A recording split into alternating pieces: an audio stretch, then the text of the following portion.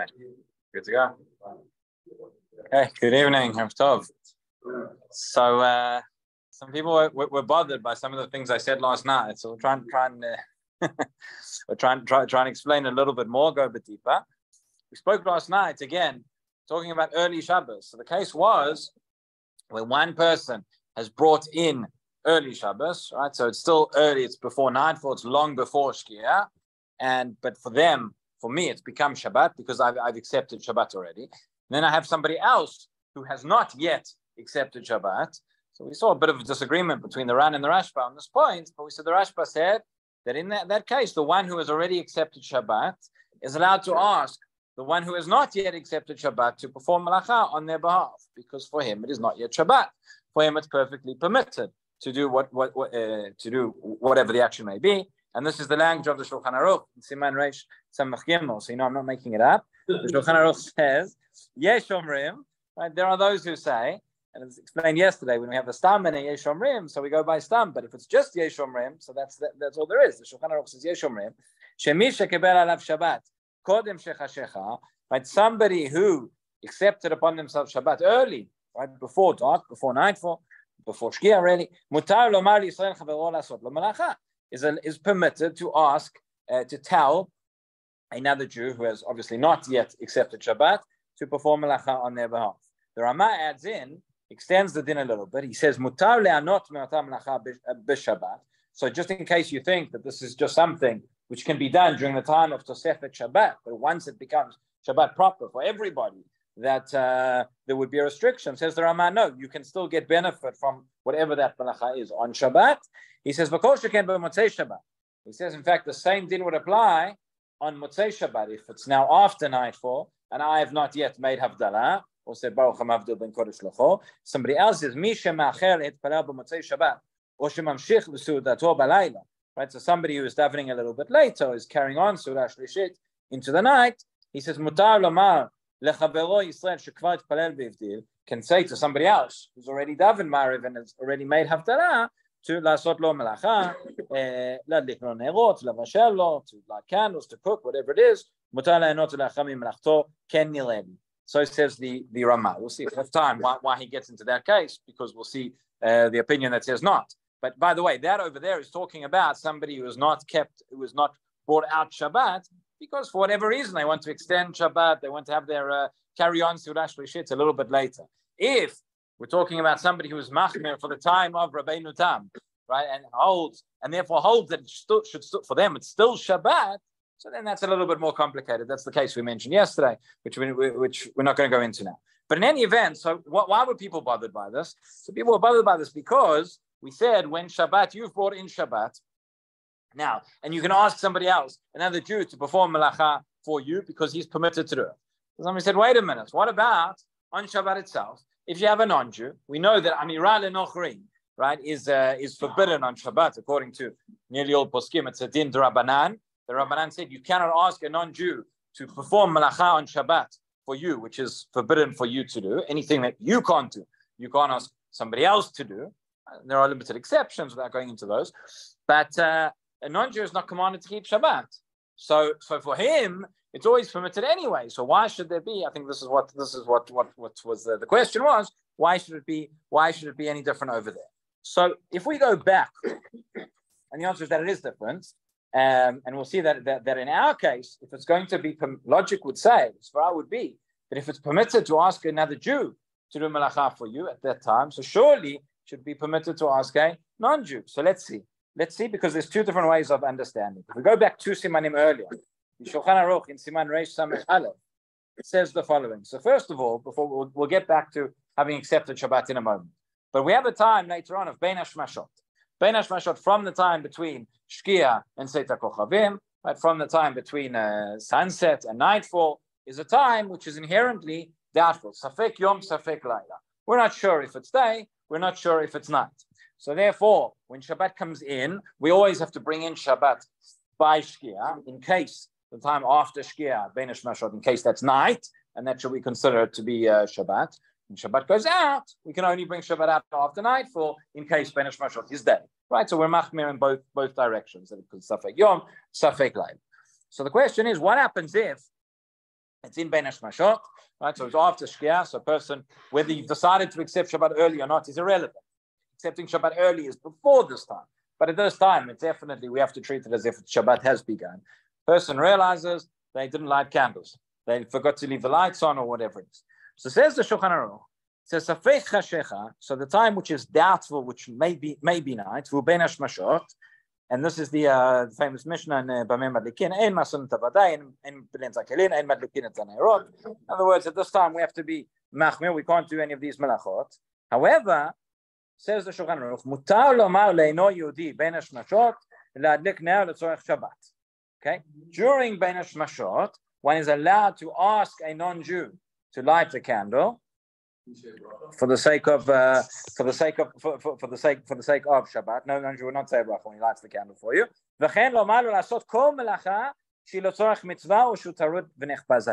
Okay, so not only to light the candle, but any melacha which a person needs, he says here, which is letzorech mitzvah, which is for the sake of a mitzvah, not just anything, not just for kef, as they say, right? But something which you need for a mitzvah need, or there's a pressing need for it, which you forgot to do, you weren't able to do, during Bein Hashmashot, during the time which is Shabbat, at that point, since there is a safek, etc., one is allowed to ask a non-Jew then to perform Melacha.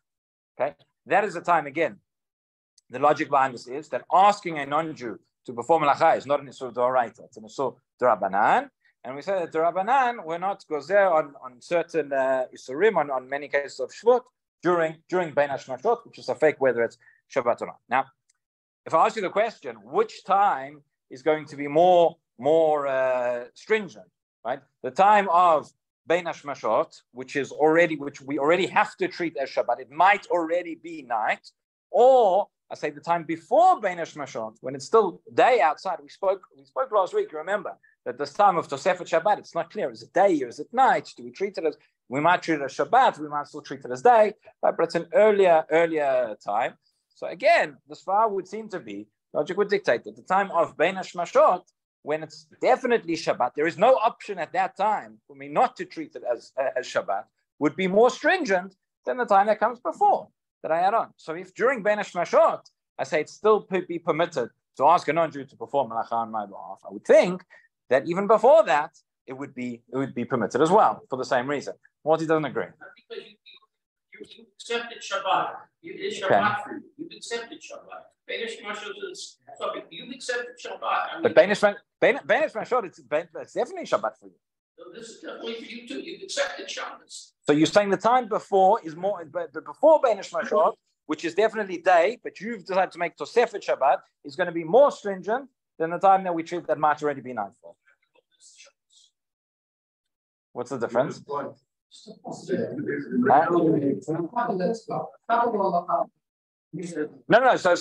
the question is this: so if you are makabel, so I'll ask you the question like this: if you are makabel Shabbat before that clearly takes place before Bein Hashmashot, okay? Now we get to Bein Hashmashot. This is the time after you've accepted Shabbat. Okay, there it's maforash that during that time of Bein Hashmashot, you can ask the non-Jew to do the Melacha for you for the tzorech mitzvah. So how does this work? I mean, does that mean if I accepted Shabbat earlier, before Shkia, in that earlier period, I can't ask him to do the Melacha, but when we get to Bein Hashmashot, then I can? So because you've already started Shabbat. Okay, but you always have to. But you agree that you always have to start Shabbat at some point before Bein Hashmashot. Always. So then, what happens? What happens when we get to Bein Hashmashot? That suddenly it's allowed. You start at Shkia. Okay. So you have to start before Shkia. So we'll see. So the Ramah says over here. So the Ramah says not like Modi. The Ramah says that this din the Shulchan Aruch tells us is during Bein Hashmashot. Ramah says actually even before. This is what he says. So somebody who has now accepted Shabbat early, right, an hour or two before nightfall. All the Achronim ask you, what does it mean an hour or two before nightfall? It can't be before Plaga Mincha, but we won't get into that right now. And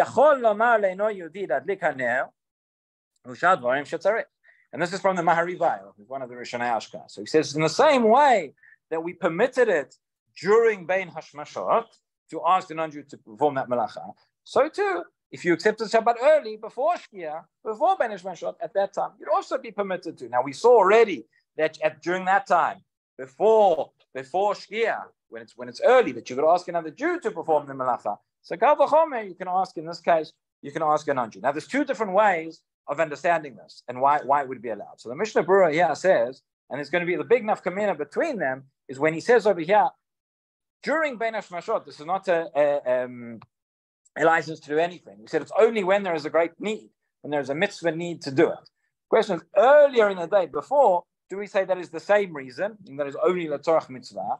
Or are we saying that beforehand, before Shkia, this is a different time, this is a different status, that maybe anything would be permitted? So the Mishnah Berurah explains it like this. He says, Lomar le'no Yehudi. So this is, so